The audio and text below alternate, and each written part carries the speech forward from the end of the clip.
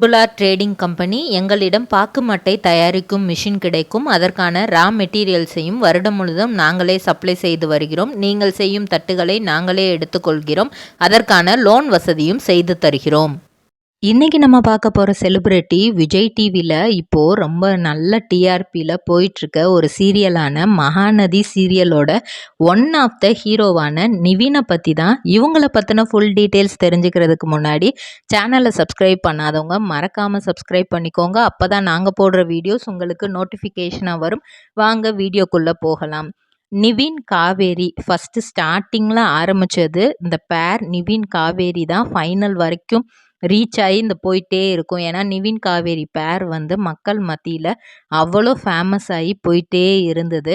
ஆனால் வந்து இன் பிட்வீனில் நிவின் வந்து காவேரிக்கு பேர் கிடையாது, விஜய் தான் காவேரிக்கு பேர். ஒரு அக்ரிமெண்ட் மேரேஜ் அந்த இடத்துல நடந்து நிவினும் காவேரியும் பிரிகிற ஒரு சீன் வந்து வந்துச்சு. அதுக்கப்புறம் வந்து நிவின் வந்து இப்போ யமுனாவை தான் வந்து திருமணம் செஞ்சுருக்காரு. இது வந்து ஒரு கட்டாய திருமணம் தான். யமுனா வந்து பிளாக்மெயில் பண்ணி தான் வந்து நிவினையே திருமணம் செய்வாங்க. இப்படியான சீக்வன்ஸ் போயிட்டுருக்கு. ஹீரோவாக இருந்தவர் நாடகத்தோட பாதியில் சப்போர்ட்டிங் ஹீரோவாக, அதாவது ஒன் ஆஃப் த ஹீரோவாக வந்து மாறிட்டார். இவரோட உண்மையான பெயர் ருத்ரன் பிரவீன். அது கூட கிடையாது. இவருக்கு அவங்க அப்பா அம்மா வச்ச பெயர் வந்து பிரவீன் குமார் தான். அது நாளடைவில் அவர் வந்து இந்த டிக்டாக் இதெல்லாம் பண்ணும்போது தான் அவரோட பெயர் வந்து ருத்ரன் பிரவீனா மாறுச்சு. அவங்க வீட்டில் அவங்களுக்கு வச்ச பெயர் வந்து பிரவீன் குமார் தான். எல்லாரும் பிரவீன் அப்படின்னு தான் கூப்பிடுவாங்க. இவர் 1997ஆம் ஆண்டு மே மாதம் 17ஆம் தேதி பிறந்தார். சென்னையில் தான் பிறந்திருக்கிறாரு. தன்னோட பள்ளி படிப்பை வந்து Padma Sarangapani matric higher secondary ஸ்கூலில் தான் படித்தார். மிகப்பெரிய கிரிக்கெட் ஃபேன்.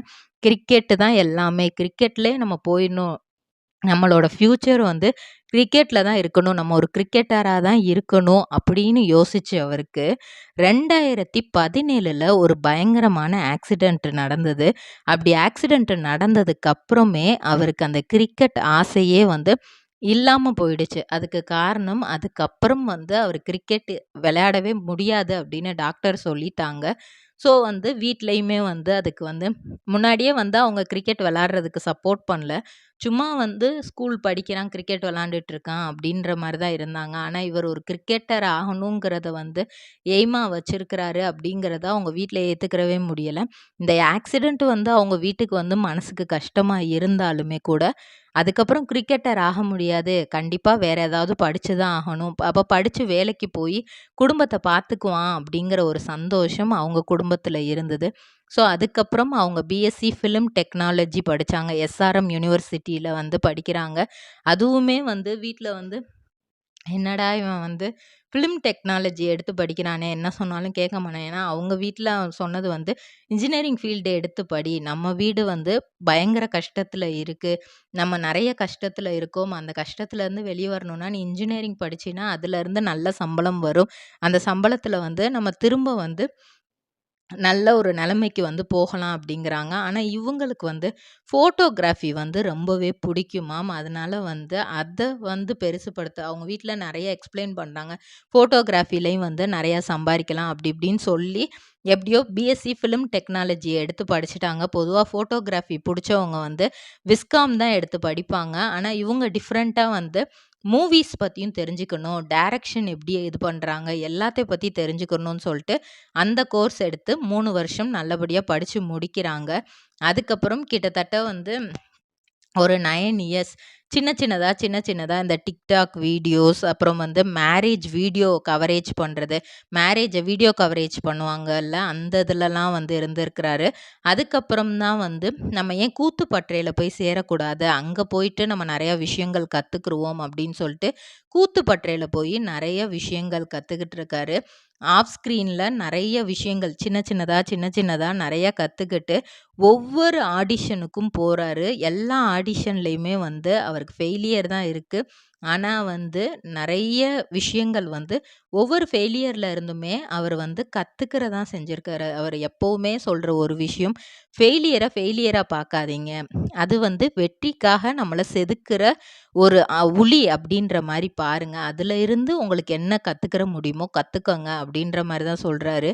படத்துல இருக்கிற முக்காவாசி சீன்ஸ வந்து ரீக்ரியேட் பண்ணி, இவர் தன்னோட சோசியல் மீடியா பேஜ்ல வந்து ரீல்ஸாவே போட்டிருப்பாரு. நெறைய ரீக்ரியேஷன் வீடியோஸ் வந்து அவரோட இன்ஸ்டா பேஜ்ல வந்து இருக்கும். அது மட்டும் இல்லாம இவர் ஒரு நல்ல சிங்கரும் கூட. ராப் வந்து சூப்பரா பாடுவாரு. மகாநதி சீரியல்ல இதுக்கு முன்னாடி வந்து காவேரிக்கு அக்காவா, அதாவது கங்காவா நடிச்சவங்க வந்து அவங்களும் நல்லா ராப் பாடுவாங்க. இவங்க 2 பேரும் ஃப்ரெண்ட்ஸ். ஸோ 2 பேரும் சேர்ந்து அது ஒரு போட்டியாவே இவங்களுக்குள்ள நடந்துட்டு இருக்கு. அதுக்கப்புறம் டிக்டாக்ல கொஞ்சம் ஃபேமஸ் ஆனாங்க. அப்புறம் ஷார்ட் ஃபிலிம் நெஞ்சம் மறப்பதில்லை, தனிமை அது வரமா, இதெல்லாம் வந்து நடிச்சிட்டு இருந்தாங்க. இப்படியே நடிச்சிட்டு இருக்கும்போது, இவங்களோட லைஃப் இப்படியே போகுதே! அப்போ வந்து அவங்க அம்மா யோசிச்சாங்க. இவன வந்து இப்படியே விட்டா சரிப்பட்டு வராது. இவனுக்கு ஒரு கல்யாணம் பண்ணி வச்சா தான், இவன் வந்து ஓரளவுக்கு ஒரு பொறுப்போட நடந்துக்கிருவான். அப்படின்ற மாரி யோசிச்சு 2021ல ஆகஸ்ட் மந்த் 21ஆம் தேதி அபி அப்படிங்கிறவங்களோட இவருக்கு என்கேஜ்மெண்ட் நடக்குது. டிசம்பர் 6ஆம் தேதி திருமணம் நடக்குது. இது பக்கா அரேஞ்ச் மேரேஜ் தான். இவர் வந்து யாரையும் வந்து லவ்வெல்லாம் பண்ணல. ஸோ 2021ல இவங்களுக்கும் அபிக்கும் வந்து திருமணம் நடந்துருது. அதுக்கப்புறம் இவங்க 2 பேரும் நெறையா லவ் பண்ண ஆரம்பிக்கிறாங்க. நெறைய பிளேஸஸ் போய் பார்க்குறாங்க. அப்போதான் வந்து இவருக்கு ஏற்கனவே நம்மளோட ஃபேமிலி வந்து கொஞ்சம் டவுன்ல தான் இருக்கு. கஷ்டப்பட தான் செய்றாங்க. ஸோ, இப்போ இதுக்கப்புறம் நம்மள நம்பி ஒரு பொண்ணும் வந்திருக்கு. இத வந்து நம்ம நல்லா பார்த்துக்கணும். இந்த பொண்ணுக்கு தேவையானது எல்லாமே நம்ம செய்யணும். இதெல்லாம் யோசிக்கிறாரு. திரும்ப இன்னும் நெறைய நெறைய விஷயங்கள் ட்ரை பண்ண ஆரம்பிக்கிறாரு. எங்கேயாவது போய் வேலைக்கு போயிரலாமான்லாம் ஒரு கட்டத்தில யோசனை வந்ததாம். அந்த டைம்ல தான் இவருக்கு தி சீரியல்ல இருந்து பிரவீன் பென்னட் அவர்கள் வந்து வாய்ப்பு குடுக்குறாங்க. அப்போ வந்து இவர் வந்து தலைக்கு வந்து மொட்டை அடிச்சிருந்தாராம். ஃபர்ஸ்ட்டு வந்து இந்த மாரி கூப்ட்டப்பயே என்னடா பண்றது? அப்படின்னு நெறைய யோசிச்சுட்டு, அதுக்கப்புறம் போயி அந்த ஆடிஷன்ல கலந்துக்கிட்டு, ஆடிஷன்ல அவர செலக்ட்டும் பண்ணிட்டாங்களாம். அப்ப சொன்னாராம் அந்த டைரக்டர், "நீ வந்து தலைக்கு வந்து விக்கு வச்சுக்கோ. கொஞ்ச நாள் விக்கு வச்சு நடி. அப்புறம் உனக்கு முடி வளர்ந்துரும்ல" அப்படின்ட்டு. ஃபர்ஸ்ட்டு ஹீரோ அப்படிங்கிற ஸ்கோப் குடுத்து தான் நடிக்க வச்சிருக்காங்க. விஜய் இன் பிட்வீன்ல வருவாரு. அதாவது சுவாமிநாதன் இன் பிட்வீன்ல வருவாரு அப்படிங்கிறதே அவருக்கும் தெரியல. அந்த டைரக்டருமே ஃபர்ஸ்ட்டு அந்த மாரி கதைய யோசிக்கல. கொஞ்சம் நல்லா போயிட்டே இருக்கு. இதே ட்ராக்ல போக வேண்டாம். கொஞ்சம் வித்தியாசமா அந்த கதைய கொண்டு போவோம் அப்படின்னு நெனச்சு தான் வந்து ஒரு அக்ரீமெண்ட் மேரேஜ் அப்படிங்கிற கான்செப்ட்ட உள்ள கொண்டு வராரு. அந்த டைம்ல வந்து பயங்கரமா டிசப்பாயிண்ட் ஆயிட்டாராம். இருந்தாலுமே வந்து நம்மளுக்கு வாய்ப்பு குடுத்தது, நம்மள நம்பி ஃபர்ஸ்ட்டு டைம் நம்மளுக்கு வாய்ப்பு குடுத்ததே இந்த டைரக்டர் தான். இவர் என்ன பண்ணாலும் கரெக்ட்டா தான் இருக்கும். இது அவரோட ஸ்டோரி. அவர் தான் பண்றாரு. அப்படிங்கம்போது அவர் அத எந்த மாரி வேணா மாத்தலாம். இருந்தாலும் அவர் வந்து என்ன சொல்றாருன்னா, "நீ வந்து சீரியல விட்டு போகல. நீ வந்து யமுனாக்கு பேரா நான் உன்னைய மாத்துறேன்." அப்படிங்கிற மாரி சொல்றாரு. "உனக்கு யமுனாவ சுத்தமா புடிக்காது. ஆனா கொஞ்சம் கொஞ்சமா யமுனாவ பத்தி தெரிஞ்சுக்கிட்டு, நீ அவள நேசிக்கிற மாரியான ஒரு கதைக்களம் தான் நான் உனக்கு குடுக்க போறேன்." அப்படிங்கிற மாரி சொல்றாரு. ஸோ நிவினும் அத அக்செப்ட் பண்ணி இன்னைக்கு வரைக்கும் நடிச்சிட்டு இருக்காரு. யமுனா வந்து இப்போ வந்து காவேரி அண்ட் விஜய் வாழ்க்கையில ஒரு மிகப்பெரிய சிக்கலையும் ஏற்படுத்தி விட்டுட்டாங்க. இந்த அக்ரீமெண்ட் மேரேஜ் வந்து வீட்டுக்கும் தெரிஞ்சு 2 பேரும் இப்ப பிரிஞ்சு இருக்காங்க. இவங்க எப்ப சேருவாங்க? அப்படிங்கிற மாரி ஒரு சைடு போயிட்டுருக்க. யமுனாக்கு வந்து திரும்ப காவேரி அக்கா வந்து நிவினோட சேர்ந்துருவாங்களோன்னு மனசுக்குள்ள ஒரு பயமும் ஓடிட்டுருக்கு. அதே சமயத்துல நிவின் வந்து, "நீ எதுக்காக இப்படி ஒரு விஷயத்த பண்ண? விஜய் வந்து காவேரிய லவ் பண்ண தான் செய்றாரு. அதுக்காக தான் அவரு எனக்கு உன்னைய திருமணமே பண்ணி வச்சாரு. இல்லன்னா எனக்கு உன்னைய கல்யாணமே பண்ணிக்கிறதுல விருப்பமும் இல்ல.